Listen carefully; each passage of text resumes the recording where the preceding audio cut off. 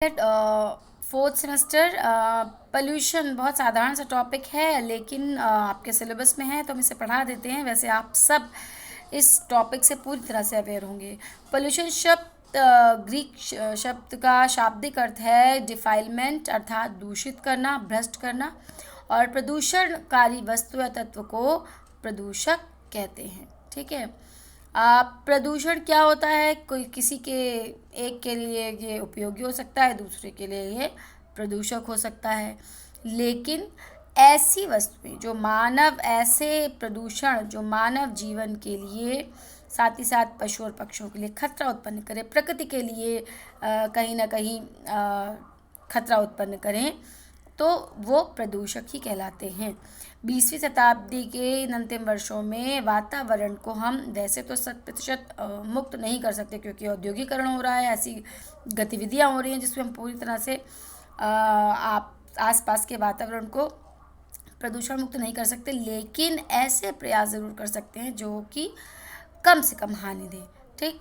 आप जितना अधिक हम पर्यावरण को संरक्षण देंगे, उतना अधिक प्रदूषण जो है वो कम होगा।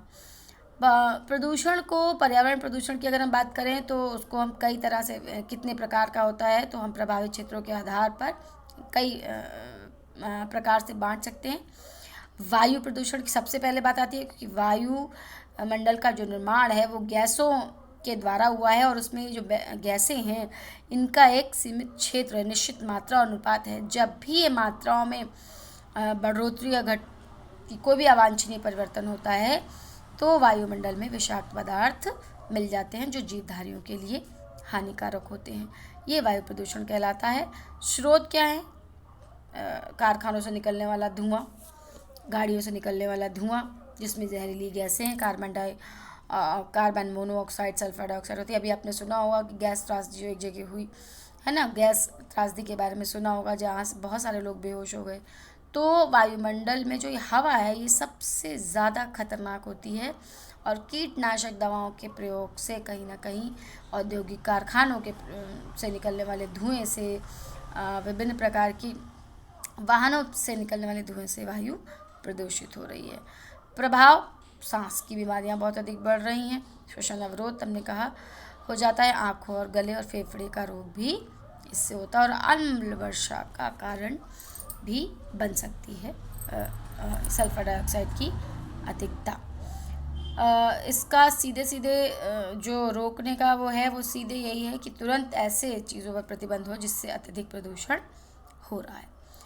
जल प्रदूषण, जल की भौतिक, रासायनिक और जैवीय विशेषताओं में हानिकारक प्रभाव उत्पन्न करने वाले परिवर्तनों में जब अधिकता हो जाती है तो वही जल प्रदूषण होते हैं, जो जलीय जीवों के लिए भी बहुत अधिक हानिकारक होते हैं। साथ ही मनुष्यों के जो पीने के पानी के स्रोत हैं, नदियाँ हैं, सरिताएँ, झीलें, नलकूप, उनसे भी वो स्वयं ही अपने लिए मृत्यु के द्वार को खोल रहा है। इसके स्रोत जल प्रदूषक के बहुत सारे हैं। वही औद्योगिक अवशिष्ट पदार्थ जो नदियों में डाल दिए जाते हैं। ठीक है। इससे बहुत सारी, जल से तो आपको पता होगा बहुत सारी बीमारियाँ होती हैं, पीलिया, ज्वर, अतिसार, ये सारी बीमारियाँ। और मिनी माता जो रोग है, पारा युक्त जल पीने से हो जाता है। ब्लू बेबी सिंड्रोम, कैडमियम की अधिकता, इटाई रोग, ये सब जो है वो बहुत बुरी बीमारियां हैं जो कि दोषयुक्त जल पीने से होती हैं। उपाय वही हैं, वैज्ञानिक ढंग से जो भी अवशिष्ट पदार्थ हैं उनको परिष्कृत करके तब ही उनका जो है वो उसको बहाया जाना चाहिए। कृषि, खेतों और बागीचों में कीटनाशक और जीवनाशक इत्यादि का प्रयोग कम से कम करना चाहिए। मृदा प्रदूषण, मृदा का मतलब मिट्टी, दोनों ही स्रोतों से, मानव जनित और प्राकृतिक दोनों ही स्रोतों से जो भी ह्रास होता है मिट्टी का, उसे मृदा प्रदूषण कहते हैं। दिन पर दिन ये बढ़ता जा रहा है, क्योंकि पोल्यूशन के कारण क्या है, सूक्ष्म जीवों में कमी आती है, तापमान में जो अत्यधिक उतार चढ़ाव आता है, तो इसके कारण भी मृदा प्रदूषण बढ़ रहा है। जीव जंतु, वनस्पतियों को प्रभावित करता है और प्रकृति के नेचुरल गुणों में ह्रास करता है। रासायनिक पदार्थों का अत्यधिक प्रयोग होता है, इससे भी अत्यधिक नुकसान फसलों को होता है। इसके उपाय क्या है? कम से कम कृत्रिम उर्वरकों का प्रयोग, विषैली दवाओं का कम प्रयोग, जीवनाशक और कीटनाशक दवाओं का कम प्रयोग करके जो है भूचरण और मृदा प्रदूषण को रोककर ही हम प्रकृति को सुरक्षित रख सकते हैं। ध्वनि प्रदूषण, ये और नए तरह का प्रदूषण है जो चारों तरफ शोर ही शोर आपको सुनाई देगा। कभी कभी आपको स्वयं लगता होगा कि इतना अधिक शोर हो रहा है कि हम बैठ नहीं पा रहे, है ना। औद्योगिकरण के कारण ध्वनि प्रदूषण वृद्धि में प्राकृतिक और मानव जनित दोनों ही कारण शामिल हैं। कभी ज्वालामुखी फटता है, उससे जो आवाज़ आती है, कभी बिजली की कड़कने की आवाज़, कभी तूफ़ानी हवाओं की आवाज़, बादलों की कड़कने की। लेकिन जो मानव जनित है वो ज़्यादा खतरनाक है क्योंकि वो लंबे समय तक रहती हैं।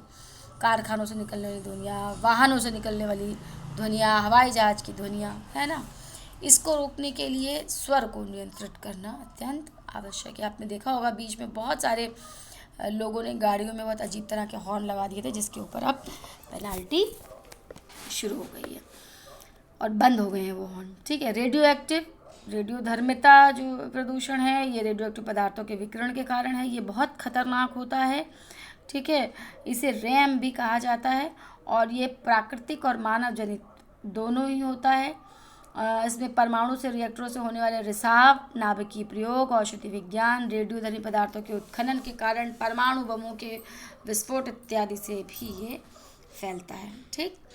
और अगर ये पृथ्वी के गर्भ में जो दबे रेडियो एक्टिव पदार्थ हैं उनसे और सूर्य की किरणों से भी कहीं ना कहीं फैलता है। इनको भी रोका जा सकता है। प्रकृति में वहाँ संघनन द्वारा ठोस रूप में परिवर्तित होकर धूल के कणों के साथ जब ये मिल जाते हैं और वर्षा के जल के साथ जब पुनः आते हैं तो मिट्टी में मिल जाते हैं और पौधों से शाकाहारी जंतुओं और मनुष्यों में पहुँच जाते हैं। ये बहुत खतरनाक होते हैं। कैंसर जैसी समस्याओं को और चर्म रोग जैसी समस्याओं को उत्पन्न करने का कारण भी रेडियोधर्मी किरणें हो सकती हैं, ठीक। तो ये बहुत अधिक घातक होता है। तीनों जल से, वायु से, मृदा से, तीनों से ये अधिक घातक माना जाता है क्योंकि इससे सब चीज़ प्रदूषित हो जाती है, ठीक है। नाभिकीय जो रिएक्टर हैं उनसे विकिरण से विसरण को रोका जाना चाहिए। बहुत अधिक जो रेडियो एक्टिव अपशिष्ट है उसका निस्तारण होना चाहिए और कोशिश की जानी चाहिए कि मानव इनका कम से कम प्रयोग करे। परमाणु का जो परमाणु रोका जा रहा है इनका निर्माण को, उसका कारण ही यही है।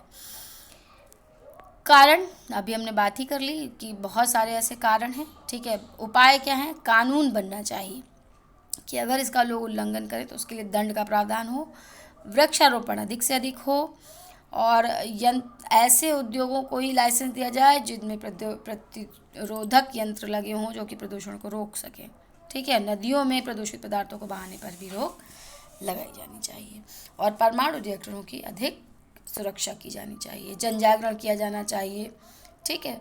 तो इस तरह से पेट्रोल चलित वाहनों को जो आप हो रहा है, धीरे धीरे सीएनजी आ गई है ना, तो धीरे धीरे पेट्रोल और डीजल चलित वाहनों को धीरे धीरे बंद करना और बैटरी वाले आपने देखा होगा चल रहे हैं, तो सरकार इसके लिए कहीं ना कहीं कुछ कार्य करे, लेकिन उससे भी अधिक जन जागरण करने की आवश्यकता है, अधिक वृक्षारोपण करने की आवश्यकता भी है। तो यथासंभव प्रदूषण से बचा जाए, ये हमारा प्रयास होना चाहिए। ये आपका पर्यावरण प्रदूषण हो गया।